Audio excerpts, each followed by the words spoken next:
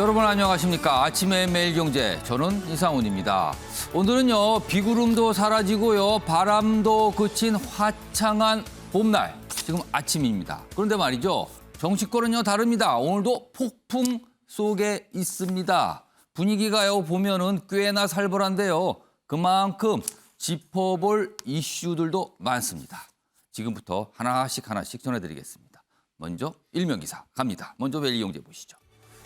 자, 이쪽에 있습니다. 뭔가 계획이 좀 있는데요. 보겠습니다. 강남권 그린벨트를 풀어서 제2의 내곡, 세곡 추진한다. 인수위발 기사입니다. 신규 택지 개발을 인수위 차원에서 지금 뭔가 들여다보고 있다는 겁니다. 그린벨트 얘기도 나오고 있군요. 여긴요, 과거 이명박 정부 때처럼 대규모 공급 가능성이 있습니다. 그러나 또 한편 걱정도 있죠. 투기 조장 이런 걱정 나옵니다. 그래서 속도 조절할 필요도 있다. 이런 목소리까지 있다고 합니다. 일단은 지금 검토 사항을 전하고 있습니다. 다음은 중앙일보 보시죠. 자, 역시 경제 관련 기사인데요. 금리입니다. 어제 한국은행 물가 억제가 급했다. 지금 한국은행 총재 공석이죠. 총재 없는데도 금리를 올렸습니다. 기준금리를요, 어제 1.25%에서 1.5%로 1월에 이어서 또 올린 겁니다. 지금 정도 추세라면 계속 올라갈 듯 하거든요. 자, 이유는요, 우크라이나발 물가 상승, 이거 장기화 우려 있다. 물가를 잡기 위해서 어쩔 수 없는 선택이었다. 이런 설명이 나왔습니다. 올해 연말엔 금리가 2%대까지 올라설 수 있다. 기준금리가 이 정도면요, 여기에 이만큼 더 붙이는 거죠, 원래? 최소한. 자, 가계 이자 부담이 급증했다. 그리고 경기 침체 우려가 되고 있다는 겁니다. 항상 뭔가 두 가지 면이 나타납니다. 이번엔 한국일보 확인해 보겠습니다. 자, 아래쪽에 있군요. 눈 감은 통합, 귀 막은 쇄신, 그리고 민생은 숨이 막힙니다. 자, 이게 누가 눈을 감고 누가 귀를 막은 건지 좀 보면요. 최근에 있었던 장관 후보자 인선 관련해서 윤 당선인 눈 감았다고 표현하고 있고요. 여기 보면 민주당, 요즘에 이른바 검수완박 법안, 여기에 매몰돼 있다. 귀 막았다, 지금 민생에 대해서 이렇게 비판하고 있습니다. 좀 더 보죠. 대선 끝난 지 한 달 넘게 진영 대결만 하고 있더라. 이겁니다. 여기는 윤 당선인이 뽑은 인선 보니까 60대 영남, 남성 뭐 이런 분들만 보입니다. 편중된 거다. 통합협치 얘기했는데 안 보인다는 거죠, 지금. 승자의 아량 어디 갔는가 지적하고 있고요. 이제 민주당입니다. 패배를 도통 반성 안 하는 것 같다. 사라졌다. 그리고 패자의 협조 대신 검수완박 밀어붙이고 있다. 그러나 지금 중요한 것들이 있죠. 소상공인 손실 법안 등등등 민생 직결되는 내용들이 있는데 이거는 지금 어떻게 된 겁니까? 이렇게 묻고 있습니다. 마지막으로 동아일보 보시죠. 자, 코로나 얘기입니다. 자, 18일 영업시간 인원 제한 풀기로 이제 다 푸는 겁니다. 남은 건 하나는요, 이제 마스크 문제예요. 마스크는 어떻게 할 것인가? 실외 마스크 최소 2주간 유지할 방침이다. 오늘 새 조정안 방역 체계 발표할 예정입니다. 그러면은요, 750여일 만에, 무려 750여일 만에 일상 회복으로 가는 거다. 이렇게 돼 있습니다. 자, 지금까지 일면기사 짚어봤고요. 오늘도 뉴스의 의미를 깊숙하게 짚어주시기 위해 네 분 자리하셨는데요. 한 분씩 소개해드리겠습니다. 자, 먼저 화면 가장 왼쪽에 앉아 계시죠. 윤상한 매일경제 논설위원 나와 계십니다. 그리고요, 그 옆에는 이종훈 시사평론가 나와 계시고요. 세 번째 자리에는 김남국 더불어민주당 의원 자리하고 계십니다. 자, 그리고 마지막 자리에는요, 장해찬 인수위 청년소통 TF 단장 나와 계십니다. 자, 네 분 안녕하세요. 네, 안녕하세요. 네.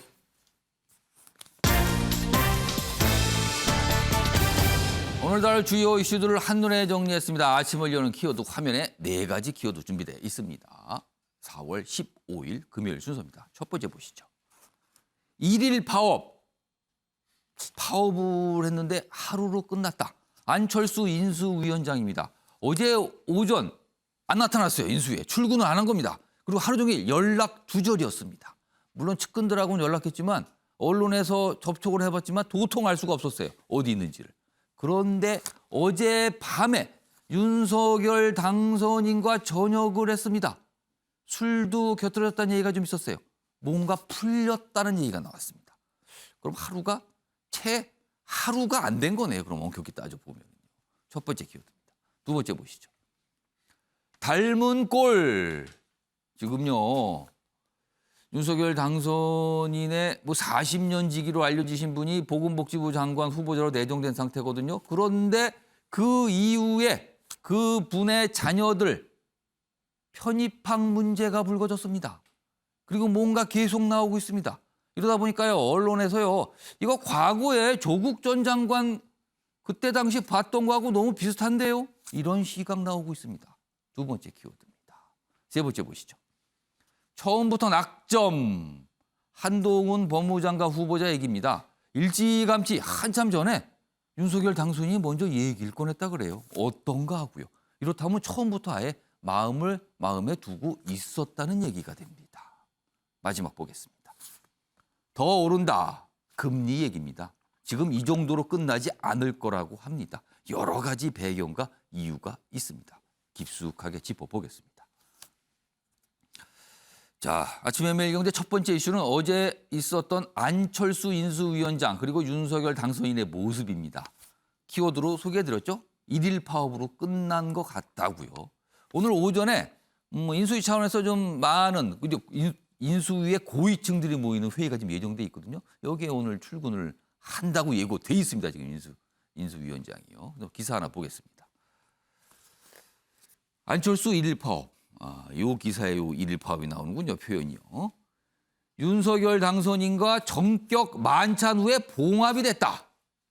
파업치고는 좀 짧게 끝난 거예요. 여기 보시면 안철수 어제 결근 그리고 일정 취소했어요. 그리고 그 전날 사실은 윤석열 당선인이 참석하는 어떤 회의 자리가 있었는데 거기도 안 갔거든요. 그때부터 사실 시작은 됐습니다. 내각을 둔 인선 갈등 노출됐는데 윤석열 당선인이 직접 만나서 수습을 한 겁니다. 그리고 양측은요, 어제 공동정부 이거 꾸려가는 거 흔들림 없다. 다시 한번 원칙을 강조했고요. 향후에 안철수계 인사에 대한 어떤 배려, 그러니까 어떤 자리에 대한 배려죠. 이게 있을까 말까. 이 기사는 미지수다라고 써 있어요. 미지수다. 자, 공동정부인데 그럼 공동정부의 구체적인 모습이 무엇일까? 이건 아직 모르는 겁니다. 지금. 자, 그럼요. 일단 어제 만찬이 있기 전에 안철수 위원장이 출근을 안 한 상태였거든요. 당연히 윤석열 당선인에게 많은 질문이 갔습니다. 그 모습 확인해 보겠습니다. 공동정부라는 거는 함께 훌륭한 사람들을 찾아서 우리가 그 임무를 맡기는 것이지 뭐 누구 사람이라는 게 따로 있는 게 아닙니다. 안 위원장과 어제 오전에 독대하시면서 인선 관련해서 사전에 논의가 있고 없고 이런 부분에 대해서 설명을 하셨는지. 그래서 저는 좀 이해가 안 됩니다만은 제가 추천을 받았고요. 그리고 또 이 인선 과정이 어떤 방식으로 이루어지는지에 대해서도 설명을 드렸고 거기에 대해서 무슨 아무 문제가 저는 없다고 생각합니다. 네. 본인이 불쾌하거나 이런 거는 전혀 없으신 거로 제가 알고 있고 추천받은 분들과 또 우리나라의 인재풀에서 저희가 잘 찾아서 서로 비교하고 이렇게 해서 우리가 장관 후보자를 선정한 것입니다. 그러니까 안철수 위원장이 회의에 참석 안 하고 아예 그리고 어제는 출근도 안 하고 하는 이상 모습이 나타났는데 윤석열 당선인은 이해가 안 된다. 뭔가 잘 얘기했는데 왜 그럴까? 이해 못하겠다. 이런 반응이었거든요. 그리고 어제 이제 만찬이 있었는데 다음 기사 하나 더 보겠습니다. 안철수 인수위원장 일정 보이콧에 윤석열 스타일대로 직접 갈등 봉합에 나섰다. 그러니까 전격적으로 만난 거죠. 그리고 뭘 풀었다는 겁니다. 그리고 다짐을 했죠. 공동정부 계속 변함없이 꾸려간다. 이런 내용이었습니다. 자, 이종훈 평론가. 네. 하루 파업으로 끝났어요. 일단 네. 왜 파업을 한 건지 그리고 또 굉장히 또 빨리 봉합이 됐어요. 왜 이렇게 빨리 봉합이 된 건지 이게 어떤 맥락이 있다고 보십니까? 첫 번째로 왜 파업을 하게 됐느냐라는 질문에 대해서는 아마 그 안철수 위원장과 안철수 위원장 측근 그리고 또 윤석열 당선인 그리고 윤석열 당선인 측근들의 말이 서로 다른 데서 나왔다라고 생각돼요. 그게 무슨 말이냐면 안철수 위원장 같은 경우에 지난 11일과 12일에 내각 인선과 관련해서 뭐 자신이 전문성이 있는 분야에 대해서 조언을 드리고 싶었는데 그런 기회를 전혀 가질 수 없었다라고 얘기를 했고 내각이 다 발표된 이후에 장관 후보들이 다 발표된 이후에 안철수 위원장 측근들은 1차 때도 논의할 기회가 없었고 2차 때는 아예 명단도 안 주더라. 2차, 3차 때는 명단조차도 못 네. 봤다 사전에. 그런 얘기를 했잖아요. 그 말은 상당히 어떻게 보면 자신들이 배제된 상태에서 조각이 이루어졌다라고 보는 건데 예. 근데 한덕수 국무총리 후보자 지명자 같은 경우 그리고 또 윤 당선인 예. 같은 경우는 말이 전혀 달라요. 앞서 우리가 뭐 영상에서 봤듯이 윤 당선인은 이해가 안 된다. 다 설명해 줬는데 다 설명했다. 그걸 다 이해한다고 그렇게 얘기한 거 아니었냐? 명단도 안 주고 설명할 기회가 없었다. 조언 드릴 기회가 없었다라고 하는 사람들의 입장에서 보면 이게 무슨 말인가 싶죠. 윤 당선인도 모르게 무슨 뒤에서 누군가 일을 꾸미는가? 이런 생각이 들 수 있는 상황이고 그다음 또 하나가 뭐냐면 한덕수 국무총리 후보자가 이런 말을 했습니다. 안철수계 사람들이 왜 포함되지 않았는가, 예. 명단에 포함되지 않았는가 얘기할 때 해봤는데 추천 받았는데 검증 기준을 통과 못하더라. 이 말은 뭐냐면요. 안철수 위원장 주변에 있는 사람들이 함량 미달이라는 얘기랑 마찬가지거든요. 이건 두 번 죽이는 거죠. 어떻게 보면. 추천을 했는데 같이 놓고 뭔가를 따져보긴 했다. 그러나 네. 뽑히지 못한 거다. 이렇게 검증 기준이 되네요. 안 되더라. 그리고 거기에다가 어제 이제 윤 당선인 같은 경우에 공동정부라는 게 함께 훌륭한 사람을 찾아서 그 사람을 뽑는 거다라고 했잖아요. 그 말은 또 뭐가 돼요? 안철수 위원장과 안철수 계에서 봤을 때. 뽑았는데 안 됩니다네요. 우리 쪽에는 훌륭한 사람이 없다는 말밖에 안 되잖아요. 그럼 향후에도 국민의당 측이나 혹은 안철수 예. 계에서 뽑힐 가능성이 없다는 거죠. 이게 이제 파업으로 이어질 수밖에 없었던 길이라고 보고 전격적으로 만찬이 이루어진 예. 부분은 어떻게 보면 이런 부분에 대해서 저 개인적인 생각으로는 윤 당선인이 이 부분에 대해서 잘 몰랐던 것 같아요. 아, 그런 과정에 정확한 대해서. 그러니까 안철수 위원장이 왜 뭔가를 섭섭해하고 결근을 할 정도까지 사태 이른지 100% 정확한 내용은 정확하게 잘 낮에는 몰랐던 몰랐다. 것 같고 그리고 안철수 위원장 입장에서 보면 일일 파업을 끝낼 수밖에 없는 게 사실상 테러가 없거든요. 선택지가 없잖아요, 이제는. 만약에 인수위원장을 지금 어제 낮에는요. 인수위원장 던지는 거 아니야 이런 얘기까지 있었거든요. 그 깼을 때의 정치적 부담. 그리고 이후에 6일 지방선거에 대해서 그러면 합당도 깨지게 되는데 그렇게 되네요. 지방선거 부담까지 다 늘어나거든요. 여러 가지 정치적 고려를 했을 때 테러가 별로 없고 선택지가 별로 없다는 점이 일일 파업으로 끝난 이유가 아닌가 생각합니다. 아까 봤던 서울신문 기사 다시 한번 불러올까요? 여기 보면 뭐 이런 얘기가 써 있어요. 선언만 앞둔 합당 무기한 대기에 국민의당 인사 공천 신청 기회가 무산될 수 있다. 이게 현실적이거든요. 그리고 또 대선 채무 12억 결별 비용도 부담. 국민의당이 대선 때 쓴 돈 문제가 있는데 이게 합당이 되면 해결될 수 있는데 안 되면 큰 부담이다. 이런 게 현실적인 이유였을까요? 이종훈 평론가 보시기에. 어느 정도 작동을 할 수밖에 없죠. 왜냐하면 안 위원장 같은 경우에서는 사실 지난 대선 기간 동안에 예. 단일화에 대해서도 측근들의 의견들을 많이 참고를 했잖아요. 그게 무슨 말이냐면 자신 혼자서 이제 정치를 하는 것이 아니라 측근들과 함께 그리고 같이 여러 사람이 같이 정치한다는 생각을 하고 있는데 예.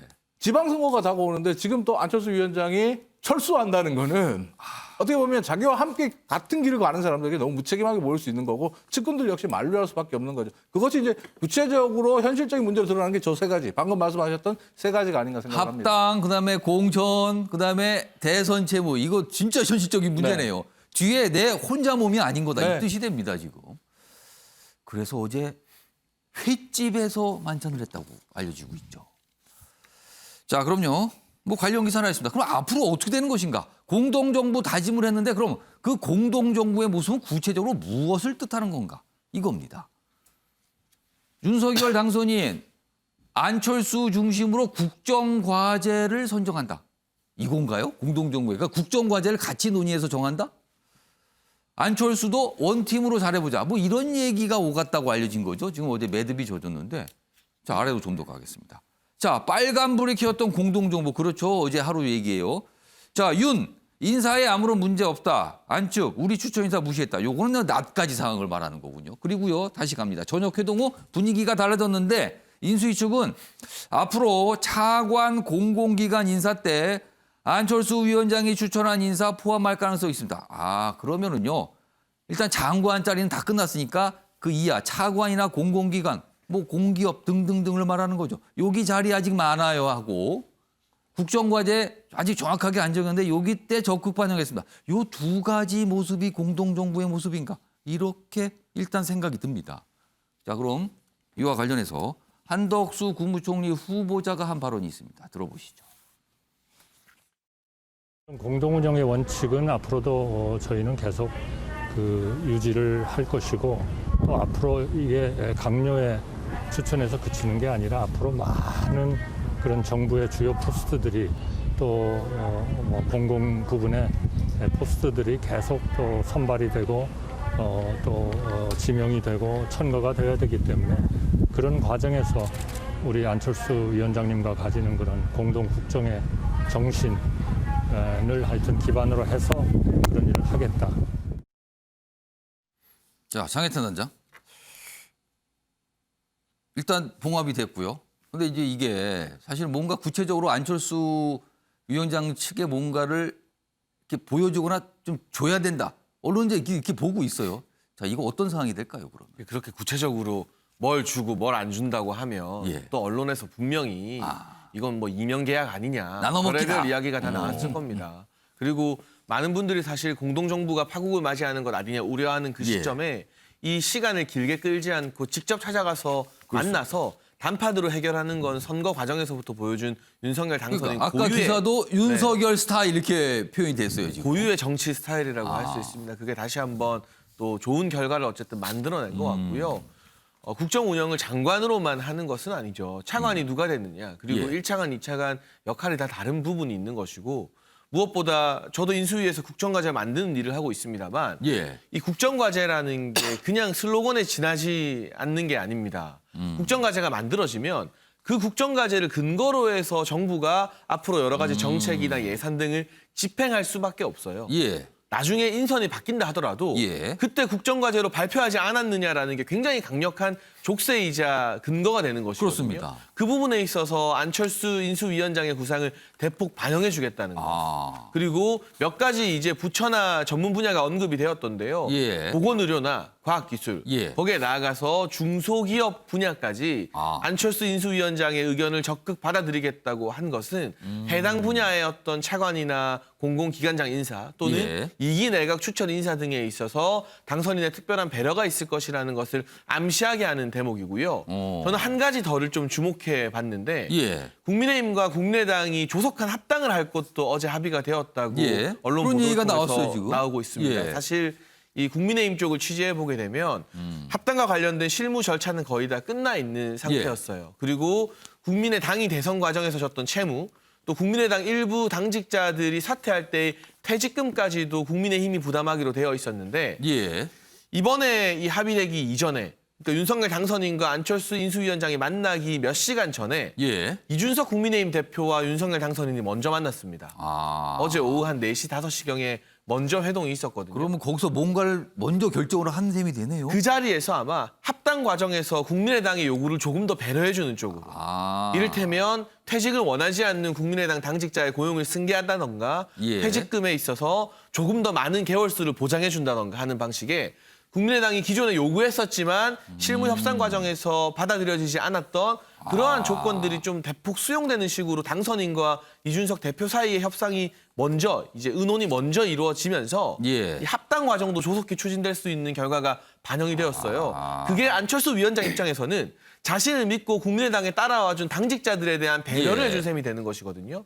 그게 아마 국민의당 사람들이나 자신의 어떤 소위 말하는 안철수계 사람들에게 예. 내가 이렇게 복귀한다라고 말할 수 있는 명분이 되지 않겠습니까? 예. 그런 점, 이제 합당 과정에서의 어떤 배려도 이번 이 회동이 잘 끝난 데 결정적으로 작용하지 않았나 싶습니다. 그렇다면 인선 과정에 어떤 섭섭함과 불만이 있었지만 합당 과정에서 뭔가 좀 더 가져가는 게 있을 수 있다. 이쪽에서 뭔가 마음을 풀었다. 이렇게 좀 설명이 될 수 있네요, 지금요. 그리고 공동정부 변함없이 간다. 이걸 또 어제 다짐하는 자리가 많지 않은 자리가 됐다는 거네요. 윤상환 의원님. 그런데요. 공동정부 일단 공동정부란 표현 이거 굉장히 어떻게 보면 긍정적 표현이라고 할 수 있죠. 그런데 사실은 구두 합의 정도로 보여요. 과거에서 앞서서도 뭐 단일할 때도 그렇고 사실 이른바 무슨 종이 쪼가리 이런 표현이 있었거든요. 그냥 약속하면 되지 뭐 그게 필요합니까? 근데 인선 과정에서 반영이 안 되고 파열음이 났단 말이에요. 이번에 역시 그냥 어느 정도의 신사 협약 또는 구두 합의 뭐 이런 정도 수준이거든요. 이거 향후에 다시 일일 파업 같은 모습 또 반복될 가능성 이거 어떻게 보십니까? 저는 다시 반복될 것으로 봅니다. 반복될 거다. 왜냐하니까 지금 봉합입니다. 봉합.